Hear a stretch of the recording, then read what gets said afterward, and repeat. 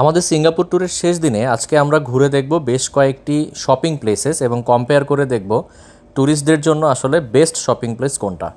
আমরা শুরুতে little India থেকে চলে গিয়েছিলাম আয়ন স্কোয়ার। আয়ন স্কোয়ারের ঠিক উল্টা পাশেই লাকি প্লাজা। লাকি প্লাজাতে গিয়ে আমরা কিছু কেনাকাটা করেছিলাম। লাকি প্লাজা থেকে এমআরটিতে করে আমরা চলে গিয়েছিলাম চায়না টাউন, এবং চায়না টাউন থেকেও টুকটাক শপিং করে আমরা চলে গিয়েছিলাম বুগিস স্ট্রিট। বুগিস স্ট্রিট থেকে আমাদের হোটেলে ব্যাক করার সময় আমরা আরও কয়েকটা স্ট্রিট শপিং কমপ্লেক্স দেখি, যেখান থেকে টুকটাক কেনাকাটা করা যায়। সো এই সবগুলো প্লেসেস নিয়ে আমরা আজকে কম্পেয়ার করে দেখব যে আসলে কোন জায়গাটা বেস্ট ফর শপিং। আমরা এরপরে চলে যাব চাঙ্গি ইন্টারন্যাশনাল এয়ারপোর্টে, বিকজ আজকে আমরা সিঙ্গাপুর থেকে মালয়েশিয়াতে চলে যাচ্ছি। সো আমরা কিভাবে সিঙ্গাপুর থেকে খুব অল্প খরচে এয়ার টিকিট কেটে মালয়েশিয়াতে গিয়েছিলাম তার বিস্তারিত থাকছে। আর মালয়েশিয়াতে আমরা খুব চমৎকার একটা অ্যাপার্টমেন্ট বুক দিয়েছিলাম, এবং সেই অ্যাপার্টমেন্টের সকল ডিটেলস থাকবে। আর রাতে আমরা বুকিট বিনতাংয়ে কী খাওয়া দাওয়া করেছি তার সব কিছু থাকবে। আমরা চেক আউট করে লাগেজ রেখে এখন লিটল ইন্ডিয়া এমআরটি স্টেশনে যাচ্ছি। ওখান থেকে আমরা 4-5টা জায়গা এখন কভার করব। একটা হচ্ছে লাকি প্লাজা, লাকি প্লাজা থেকে যাব হচ্ছে চায়না টাউন, চায়না টাউন থেকে এরপরে আরব স্ট্রিট, অ্যান্ড আরব স্ট্রিট থেকে হাজি লেন। এই 4টাই তো না? সো ফার্স্টে আমরা এখন চলে যাব হচ্ছে লাকি প্লাজা। এখান থেকে লাকি প্লাজায় যেতে হলে অর্চার্ড এমআরটি স্টেশনে নামতে হবে। ব্লু লাইনে করে অর্চার্ড এমআরটি স্টেশনে নামবো।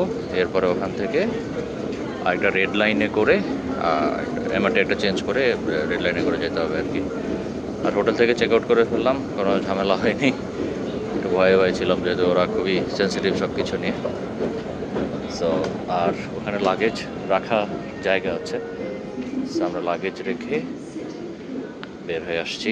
এখন একটু ঘোরাঘুরি করে সন্ধ্যার সময় লাগেজ নিয়ে এয়ারপোর্টে চলে যাব। যথারীতি ক্রেডিট কার্ড পাঞ্চ করে ঢুকে গেলাম। আমাদের এখানে গতকালকে রাতেও হচ্ছে $5 কাটলো। সো 2 দিনে টোটাল 2 জনের $10 পুরো দিনের মেট্রো জার্নিতে।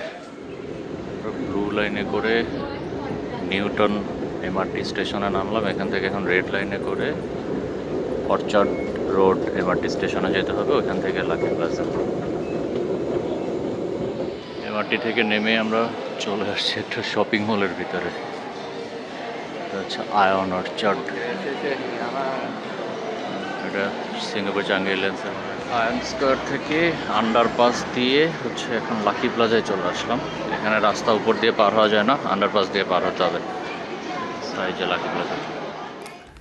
লাকি প্লাজা নিয়ে যেরকম হাইপ শুনে এসেছি আমাদের কাছে ওরকম একদমই মনে হয়নি। Just a regular shopping mall, এবং খুব আহামরি কিছু কেনার মতো পাইনি আমরা এখান থেকে জাস্ট $10 দিয়ে 5টা সেন্টেড ক্যান্ডেল কিনেছি, যেটা আমরা পরে আসলে চায়না টাউনও দেখেছিলাম।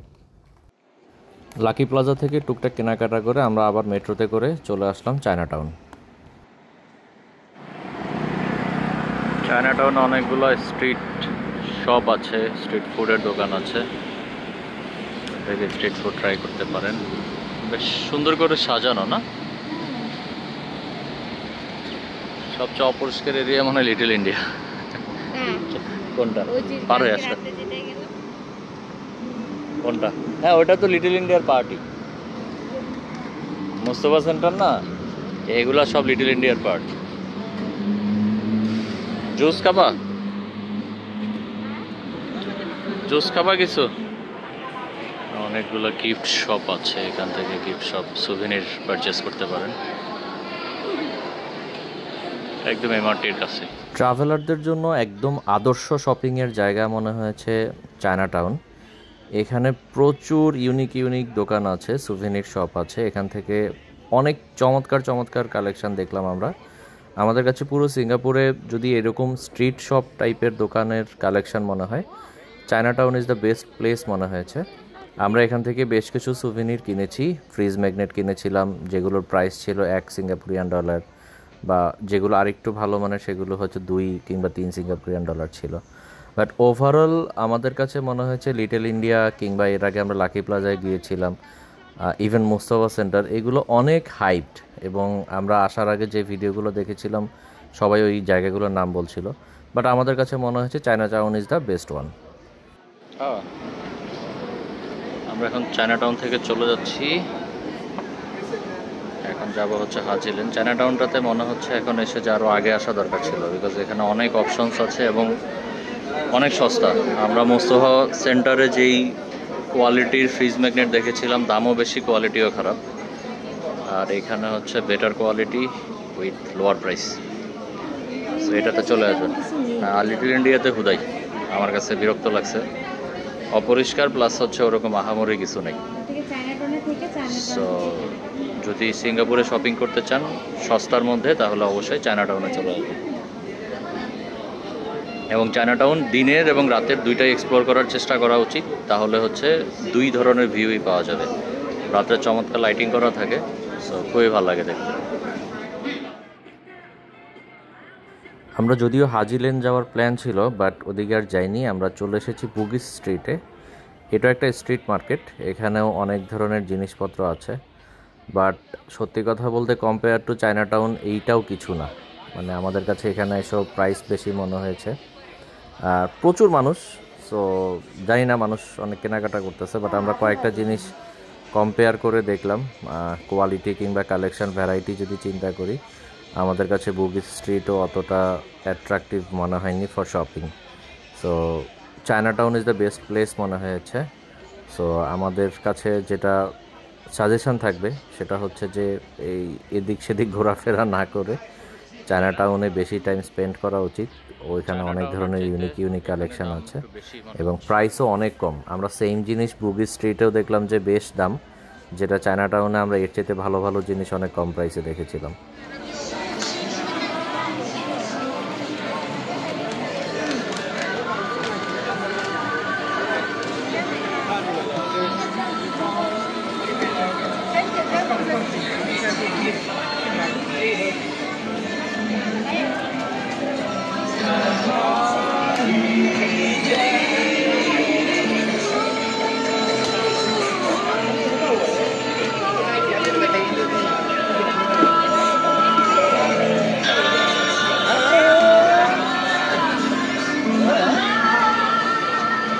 কত?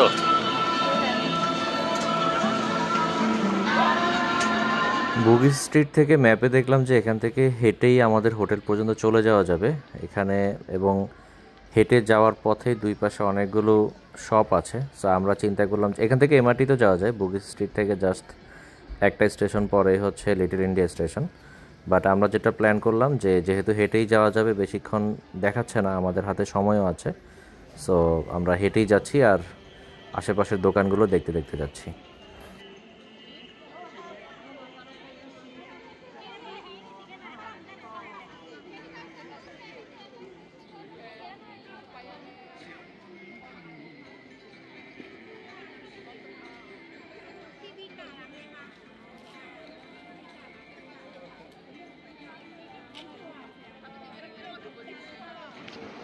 আমরা এখন একটা ইউনিভার্সিটির কলেজের ভিতর দিয়ে যাচ্ছি। এটা হচ্ছে কলেজ অফ ফাইন আর্টস, আর এটা হচ্ছে কলেজের মাঠ।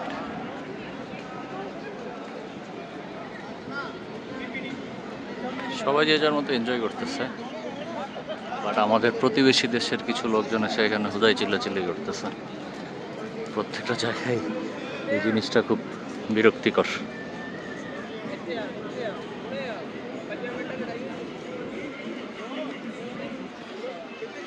আমাদের হোটেল থেকে আমরা বের হয়ে গেলাম, এখন যাব হচ্ছে মেট্রো স্টেশনে,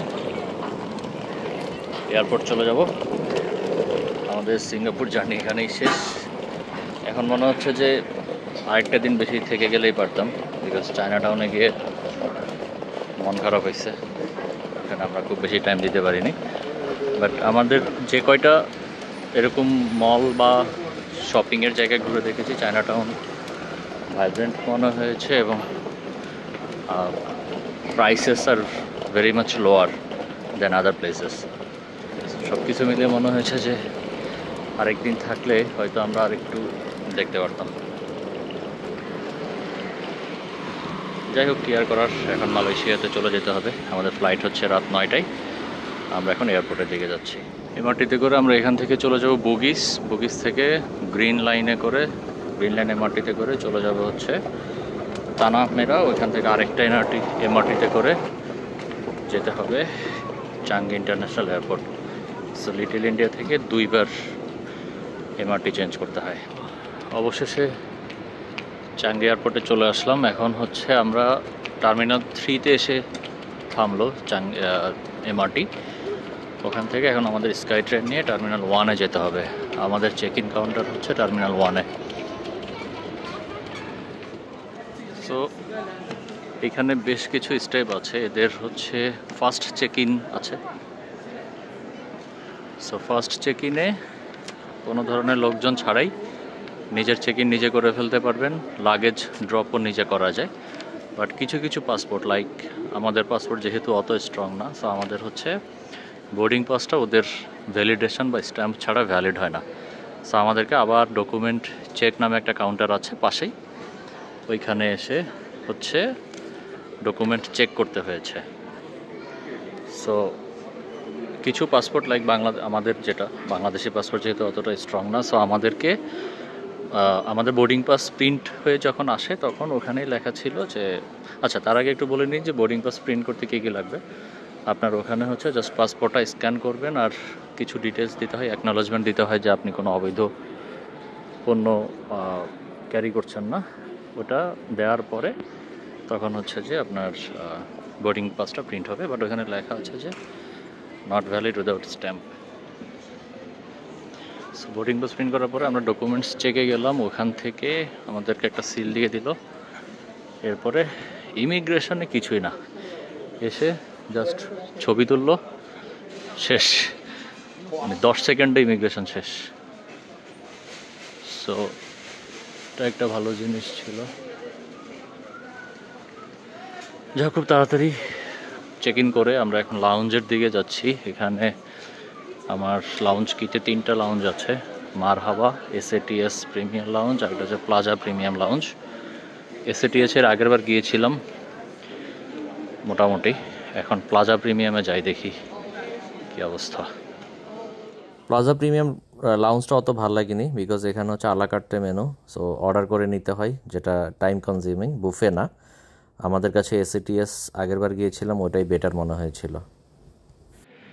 লাউঞ্জ থেকে খেয়ে আমরা এখন যাচ্ছি, আমাদের গেট হচ্ছে C13। বোর্ডে দেখাচ্ছিল হচ্ছে লাস্ট কল, নট শিওর যে লাস্ট কল বলতে কী বোঝায়, আমরা দেখি যাই। C13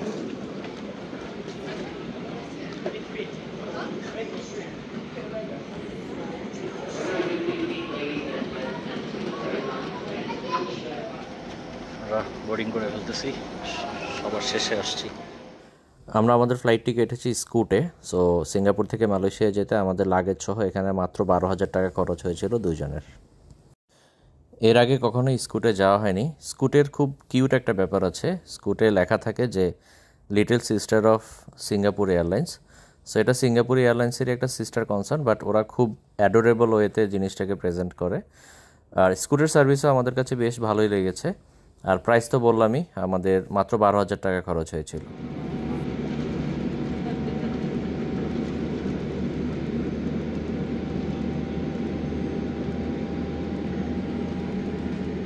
নির্ধারিত সময়ের প্রায় 15 মিনিট আগে আমরা ল্যান্ড করে ফেললাম কুয়ালালামপুর এয়ারপোর্টে।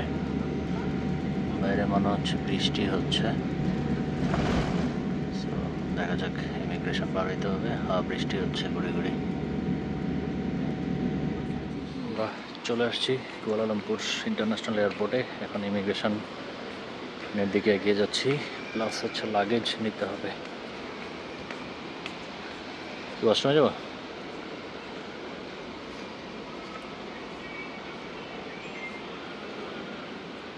ইমিগ্রেশন শেষ করে আমরা ঢুকে পড়লাম মালয়েশিয়াতে। আমাদের এই যে 7 নাম্বার বেল্টে লাগেজও চলে আসছে। ইমিগ্রেশন খুব বেশি কঠিন হয় না। ই ভিসাটা দেখতে চাইলো, কেন আসছি, কবে ডিপার্চার, রিটার্ন টিকিটটা দেখতে চাইলো, আর আমার ওয়াইফ নাবিরা সম্পর্কে জিজ্ঞেস করলো যে আমার ওয়াইফাই কিনা, সেটা জিজ্ঞেস করলো। এই সাইডে খুব ইজি ইমিগ্রেশন হয়েছে। এখন কুয়ালালামপুরে যাওয়ার পালা। Let's go. আমাদের এখানে সিম কেনার কোনো প্যারা নাই, বিকজ আমরা অলরেডি ই সিম কিনে নিয়েছি, যেটা মালয়েশিয়া, ইন্দোনেশিয়া এবং সিঙ্গাপুরে কাজ করবে। এখন টাকা তুলতে হবে, দেখি কয় টাকা তোলা যায়। আমরা এটিএম থেকে টাকা তুললাম। আমি প্রথমবার ট্রাই করে তুলতে পারিনি, বিকজ আমি 1500 মালয়েশিয়ান রিঙ্গিত তুলতে চেয়েছিলাম প্রথম 3 বার। তো 1500 মালয়েশিয়ান রিঙ্গিতে আসলে $337 হয়ে যায়, চার্জ টার্জ সব সহ। সো $300 বেশি তো পার ট্রানজ্যাকশানে তোলা যায় না, দ্যাটস ওয়াই তোলা যায়নি। পরে আমি $1100 দিলাম, তখন আমি ক্যাশটা উইথড্র করতে পারলাম। হায়েস্ট 1150 তোলা যাবে আর কি, বাংলাদেশ সরকারের নিয়ম অনুযায়ী। 1150 মালয়েশিয়ান রিঙ্গিত, ডলার না। সো এখন 1100 রিঙ্গিত নিয়ে আমরা শুরু করলাম, দেখি কয়দিন চলা যায়। আর এটার রেট মনে হয় 28-29 টাকা করে পড়ছে, এটা আমি হিসাব করে পরে। হ্যাঁ, আমরা কেএল এক্সপ্রেসে হ্যাঁ টিকিট কাটতে আসছিলাম, বাট এটা 2 জনের 110 RM, তার মানে প্রায় হচ্ছে 3300 টাকার মতো, যেটা অনেক এক্সপেন্সিভ মনে হয়েছে। এখানে 2টা টাইপের আছে, এক্সপ্রেস প্লাস ট্রানজিট। ওরা বললো যে সেমই ভাড়া, বাট ট্রানজিটে হচ্ছে অনেক স্টেশন ধরবে, এক্সপ্রেসে হচ্ছে নন স্টপ আর কি, সেম ভাড়া। তা আমরা এখন গ্র্যাব ট্রাই করলাম, গ্র্যাবে 70 RM দেখাচ্ছে, একটু চিপার। সো দেখি গ্র্যাব পাওয়া যায় কিনা। গ্র্যাবের এখানে একটা বুথও আছে, আমরা ওইটা দেখতে পারি, ওই যে ওইদিকে। গ্র্যাবে উঠে গেলাম, ওয়েটিং টাইম 10-15 মিনিটের মতো ওয়েট করা লাগছে। আর এখান থেকে যেতে 1 ঘন্টার মতো সময় লাগবে দেখাচ্ছে, ট্রাফিক আছে। দেখা যাক, এটা কনভিনিয়েন্ট মনে হয়েছে, বিকজ আমরা যদি ট্রেন নিতাম আমাদের কেএল সেন্টারে নেমে ওইখান থেকে আবার গ্র্যাব নিতে হতো হোটেল পর্যন্ত। সো সব মিলিয়ে হচ্ছে 150-160 RM এর, হ্যাঁ 150-160 RM এর মতো খরচ পড়ে যেত, প্লাস চেঞ্জ করা লাগতো। সো লাগেজ টাগেজ নিয়ে চেঞ্জ করা ঝামেলা, এর চাইতে আমরা একদম এখান থেকেই ডিরেক্ট হোটেলের গ্র্যাব কল করে নিই, একদম হোটেলে গিয়ে নামবো। আমরা রুমে চলে আসলাম, এই হচ্ছে আমাদের রুম, 22 তলায়। 2টা সিঙ্গেল বেড, বেডগুলো অনেক সিঙ্গেল, আসলেই সিঙ্গেল, একদম চিকন। আর এখানে আছে হচ্ছে বেশ সিঙ্ক আছে। এটা কি কিচেন সেট আপ সহ? না মনে হয়, কই এই হচ্ছে ওয়াশরুমটা, বেসিন আছে, ওয়াশরুমটা বড় আছে, পরিষ্কারও আছে। হোটেল ইজ গুড, বাট একটা ঝামেলার কথা একটু বলে রাখি, সেটা হচ্ছে আমরা তো এটা 11টার মাধ্যমে বুকিং দিয়েছিলাম, এবং আমি চেক করে দেখেছি যে আমার প্রত্যেকটা বুকিংয়েই হচ্ছে tourism tax, Malaysian tourism tax যেটা, সেটা কেটে রেখেছে আর কি। যেমন এইটার জন্য আমার ফার্স্ট বুকিংয়ের জন্য 49 মালয়েশিয়ান রিঙ্গিত কেটে রেখেছিল, এটা দিতে হয় ট্যুরিজম ট্যাক্স। বাট আমি চেক ইন করার সময় ওরা আমাকে বললো যে তোমার এই প্রথম 3 দিনের জন্য কোনো ট্যুরিজম ট্যাক্স পে করা হয়নি, পে করতে হবে। এখানে এক বাংলাদেশি ভাই ছিল, ওনাকে বললাম, উনিও বললো যে সেম কথা, ভাই এটা পে করা হয় নাই। আমি বলছি না, আমি অলরেডি পে করেছি, আমার ডকুমেন্ট আছে, আমি 11টা থেকে দেখালাম, আমি আবার বুকিংটা প্রিন্ট করে নিয়ে এসেছি, ওখানে ট্যুরিজম ট্যাক্সের আলাদা পেজ প্রিন্ট করেছি, সব জায়গায় দেখালাম। ওরা অনেকক্ষণ ইয়েটে পরে বললো যে আচ্ছা ঠিক আছে, হ্যাঁ তোমার পে করা আছে। সো এই জিনিসটা মাথায় রাখবেন, যখন বুকিং দিবেন তখন যদি আপনার ট্যুরিজম ট্যাক্সটা কেটে রাখে, তাহলে পার্লারটা প্রিন্ট করে নিয়ে আসবেন আর 11টা থেকে ওটা দেখাবেন। এটা নিয়ে যেটা মনে হচ্ছে যে মালয়েশিয়াতে বেশ ঝামেলা ফেস করতে হবে। হাওয়ার আমাদের আর এক্সট্রা পে করতে হয়নি, আর যেটা করতে হয়েছে আমাদের 100 রিঙ্গিত সিকিউরিটি ডিপোজিট করতে হয়েছে। ওইটা একটা রিসিপ্ট দিয়েছে, ওই রিসিপ্টটা পরে চেক আউট করার সময় শো করলে ওরা ওইটা ব্যাক দিবে। রুম হিসাবে ভালোই, আর আমাদের এখান থেকে ভিউ অসাধারণ। এখানে যে সামনেই হচ্ছে পেট্রোনাস টুইন টাওয়ার দেখা যাচ্ছে, এই পাশে হচ্ছে KL centre, Petronas twin tower. এটা একটা টাওয়ার এই পাশ থেকে আমরা দেখা যাচ্ছে, আরেকটা হচ্ছে ওই পাশে, এই জন্য বোঝা যাচ্ছে না। আর আমাদের ঠিক সামনে নিচে পার্ক, দিনের বেলায় দেখাবো। আমাদের এখানে রুফটপ সুইমিং পুল আছে, সো বাকিটা দিনের বেলায় দেখাবো। এখন ফ্রেশ হব আর এরপরে বেরোবো। এখন বাজে অলরেডি 12:30, সো আমরা একটু বের হব। পাশেই বুকিট বিনতাং জালান আলুর আছে, ওখানে আমরা খাবার দাবার করবো। যাক, এখানকার চার্জারটা ঠিক আছে, চার্জিং পোর্টটা রেগুলার চার্জারে ডিরেক্টলি কানেক্ট করা যাচ্ছে। সো মালয়েশিয়াতে আলাদা করে চার্জিং বা কনভার্টার কিছু কিনতে হবে না, এটা দিয়ে কাজ চলবে। এখন বাজে রাত 1:45। আমরা হোটেল থেকে একটা গ্র্যাব কল করে জালান আলু রোডের একটা দামাস্কাস রেস্টুরেন্ট আছে, ওখানে মেডিটেরেনিয়ান কুজিন পাওয়া যায়, ওখানে যাচ্ছি। আর এখন যাচ্ছি হচ্ছে এখানে দুই পাশে ক্লাব, প্রচুর পার্টি হচ্ছে, একদম মানে রাত 2টা বোঝা যাচ্ছে না, এখনো যে জ্যাম আছে। এখন রাত প্রায় 2:30 বাজে, তারপরও দামাস্কাস রেস্টুরেন্টে প্রচুর ভিড়। সো নিচ থেকে একটা টোকেন দিয়ে দিল আমাদেরকে, টেবিল নাম্বার বলে দিল, আমরা লিফটে করে 3rd ফ্লোরে এসে আমাদের ডেজিগনেটেড টেবিলে চলে আসলাম।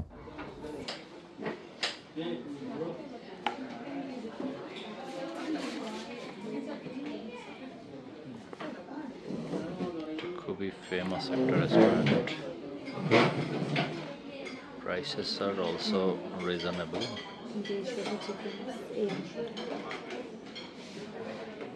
আমরা একটা অর্ডার করেছি হচ্ছে ক্রিমি শর্মা উইথ রাইস, আর এটা হচ্ছে chicken Sharma sandwich.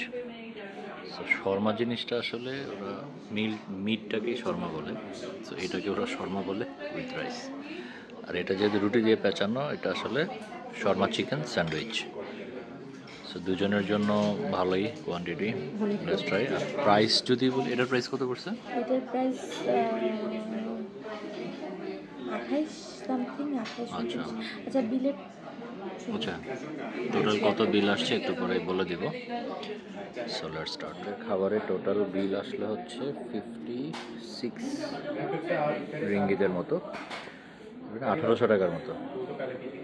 So large chicken মিল স্যান্ডউইচ যেটা নিয়েছিলাম ওটা হচ্ছে 19.90 ringgit, creamy mix Sharma 24.9, soft drinks ছিল 6.90। আর যেটা হয়েছে যে আমরা একটা দিয়েই দুজন ফুল হয়ে গেছি। আর ক্রিমি না, এটা কোনটা, লার্জ চিকেন মিল স্যান্ডউইচ যেটা, ওইটা হচ্ছে পার্সেল করে নিয়েছি, বিকজ ওইটা খাওয়া একদমই পসিবল না। আর এখানে ভাবছিলাম যে আমরা ডেজার্ট খাবো, বাকলাভা টাকলাভা সবই পাওয়া যায়, but full. So next time try করবো। এটাই হচ্ছে সেই জালান আলুর, এখনো অনেক দোকান খোলা, সুন্দর বেশ। এই রাস্তার উপরে, হ্যাঁ এই রাস্তার উপরেই প্রচুর স্ট্রিট ফুডের দোকান বসে।